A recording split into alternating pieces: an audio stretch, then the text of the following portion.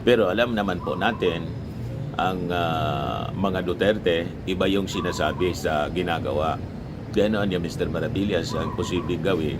Baka nire-review nila ngayon para i-technical uli.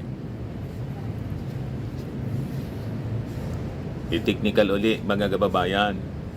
Takboli sila sa Supreme Court. Tulad ng dating script nila. Bloodbath yung sabi ni Sara. Pero yun pala, ite-technical sa Supreme Court. Nag-petition sila. Hindi man yung impeachment trial na sinasabi na bloodbath. I want a bloodbath.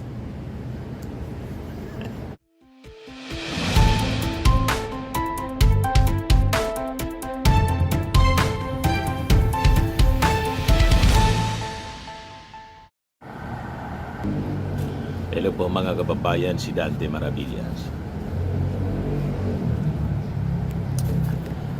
O yung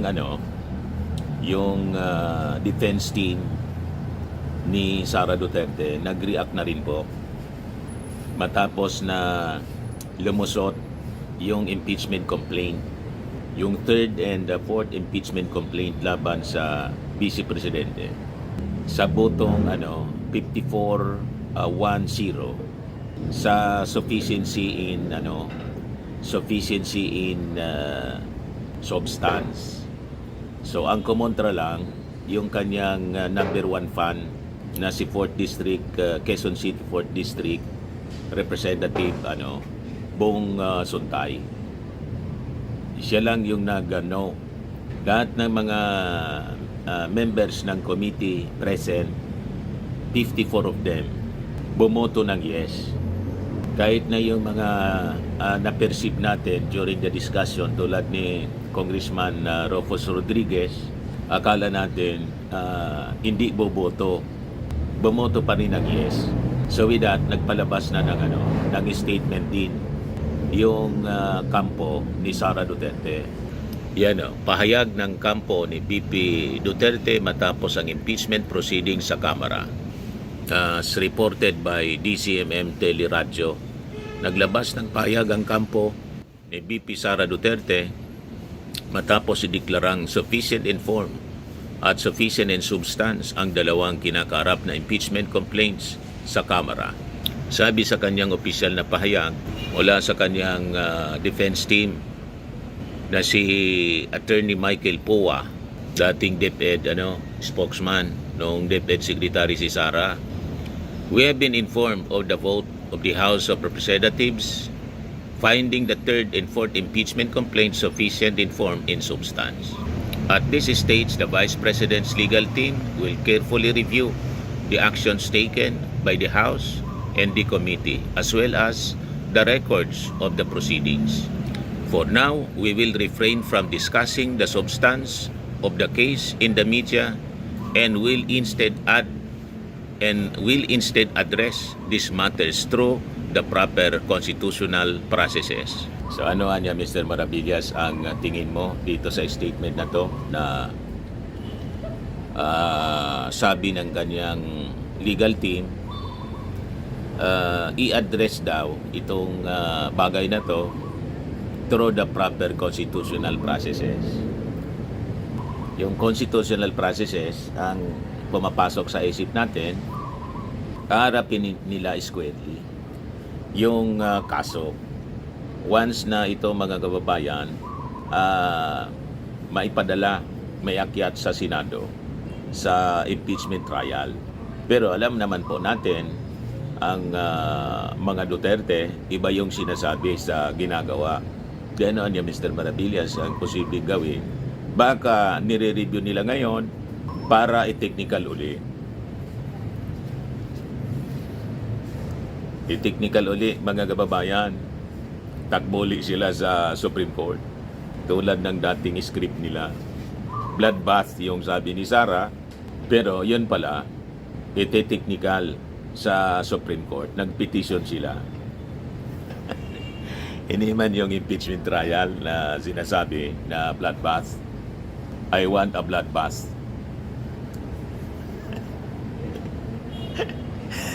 O, di ba? Mga kababayan, Kaya iba-iba yung mga reactions dito ng mga netizens. Sabi ni Dennis Victorio Gayot, 54 versus 1. Mag-isip na kayo ng depensa. Lalabas na katotohanan. Kung walang kasalanan, dapat matuwa kayo at matutuloy na yung impeachment para maidepensa nyo si BP at mapahiya yung mga nag-aakusa.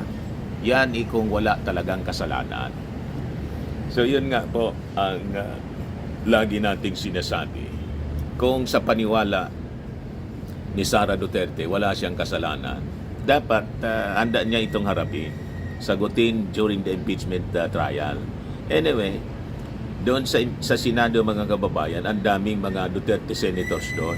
Yung mga senators, at hindi lang yung siyam na senators, although yung isa nagtatago na, si Batorni, nagtatago na.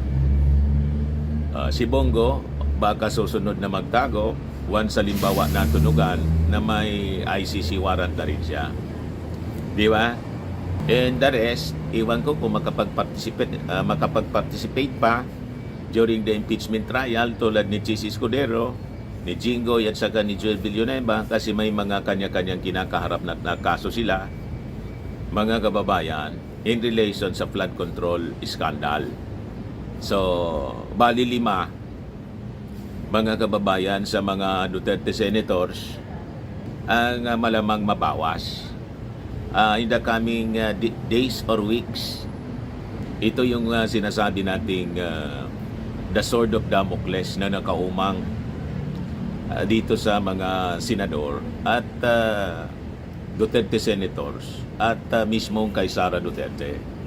Medyo mabigat talaga po ang ang kinakaharap ngayon na kaso ni Sara Duterte, lalo't may corroborating testimony mula sa kanyang dating aide na si Ramil Madriaga. Pero kahapon sa pag-file ng kaso kay Ramil Madriaga, mga kababayan, nag-deny si Sara Duterte na naging empleyado niya or aide nitong si Ramil Madriaga. At ngayon si Ramil Madriaga nilipat ng detention cell ng National Bureau of Investigation kasi may nagtangka daw sa buhay noong Tuesday afternoon.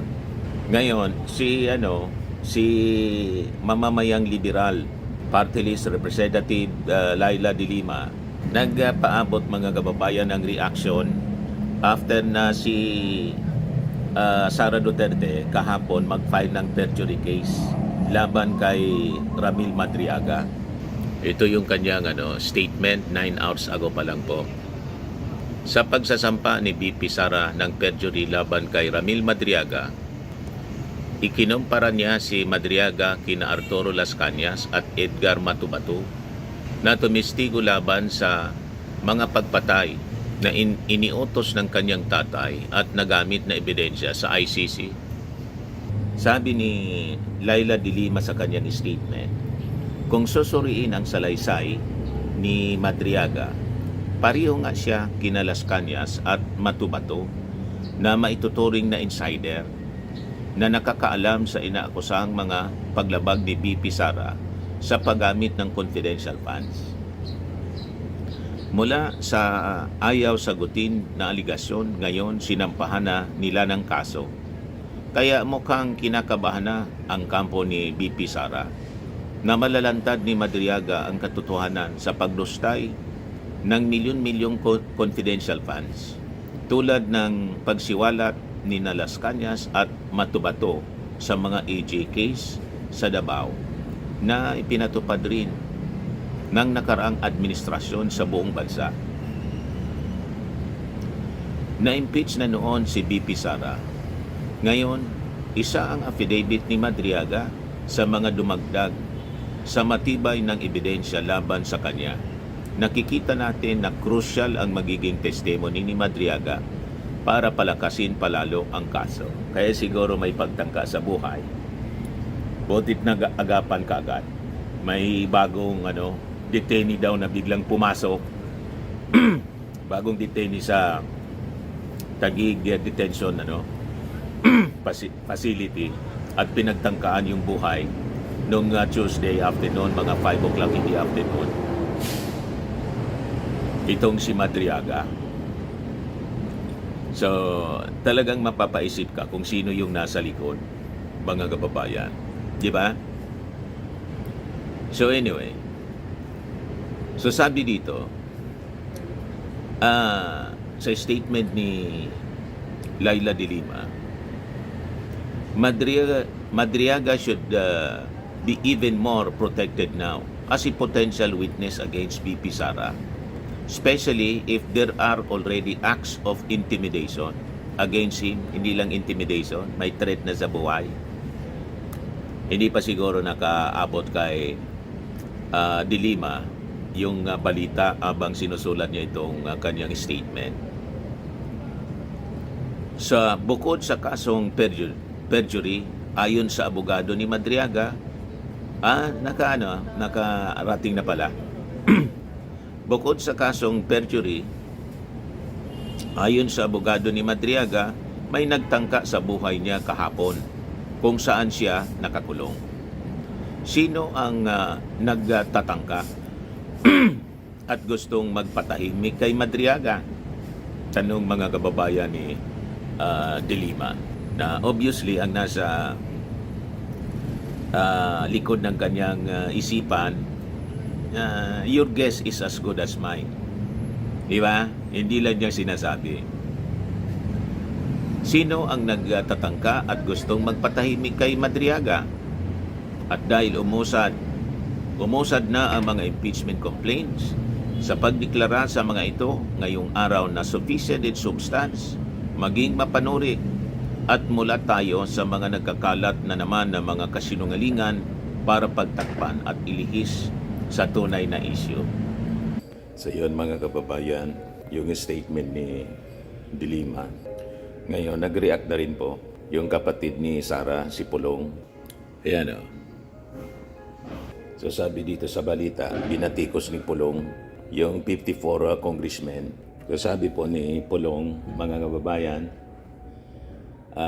to the 54 others who voted in favor of pushing these complaints forward, remember this: political power is temporary,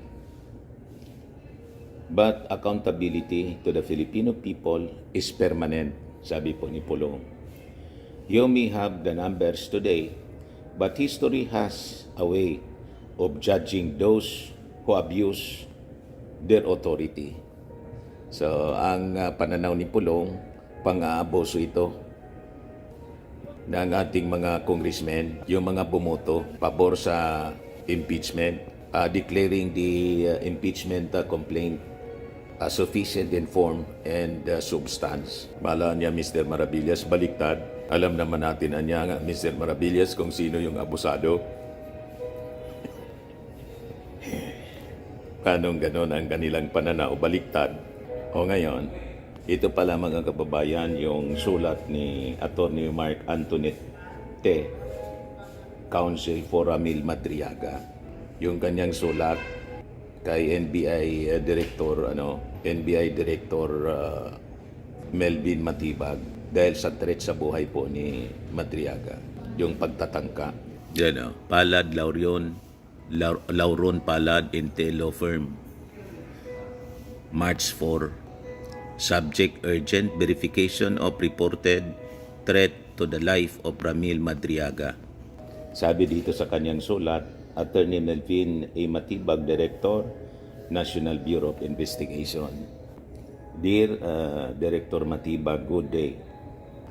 We respectfully bring to your attention a report received yesterday concerning a threat to the life of our client, Ramil Madriaga, allegedly made by a fellow inmate. We understand that the threat was thwarted. However, we are currently verifying the full details and circumstances surrounding the incident. So, given the seriousness of the matter, we urgently request the assistance of your office in confirming, number one, the existence and nature of the reported threat, the identity of the inmate involved, and number three, any investigative or protective measures undertaken. We would greatly appreciate your prompt verification and guidance on any formal requirements needed from our end. Thank you for your immediate attention. Respectfully, Attorney Mark Anthony Te, Counsel for Amil Madriaga. Kaya sabi ng mga nag-react dito, mga kababayan, sabi ni MG Martin, is this the bloodbath she is talking about? Sabi ni Robert Rodilizar, is it another Mayor Espinosa in the making? Sabi ni Feli Sarge, gusto nila iligpit si Madriaga dahil marami siyang hawak na ebidensya. Sabi ni Drew Freaks, mukhang maraming ebidensyang hawak na pangdiin si Madriaga kaya kailangang patahimikin. Sabi ni May Sarabia, dapat sana i-safety ang witness, mahirap na. Yan ang mga sari-saring reactions ng ating mga kababayan. Concerned sila sa safety ng witness. Sabi ni Stanley Arcilla, hindi na kasi makakawala si Piatos. Sabi ni Dria, malabo yan, malaking pera ang nakalatag once mapatay si Ramil. Kaya once natigi yan, alam na this. Sabi ni Akiko Yao, hindi kaya pwede siyang ilipat sa lugar na walang makakalapit sa kanya dahil marami siguro siyang alam. Kaya nanganganib buhay niya. Ingat po. O ngayon, yung columnist, veteran columnist, journalist na si Ramon Tulfo, may reaction din. Yan mga kababayan. Sabi niya dito, para ngayon lang may kinasuhan si Sara Duterte laban sa mga bumabanat sa kanya. Not even Sunny Trillanes or members of civil society. Mukhang kay Madriaga lang si Sara natakot dahil marahil sa lalim ng alam nitong impormasyon sa kanya. So, tingin ninyo mga kababayan, seryoso po ang mga development ng mga balita ngayon. Anyway, kung ano po yung inyong mga saloobin, mga opinion, post your comments para malaman natin. At pakishare na rin po ninyo ng ating video ngayon. And click subscribe dito sa ating YouTube channel kung hindi pa kayo nakasubscribe. Ako po si Dante Maravillas. Bye-bye po. God bless.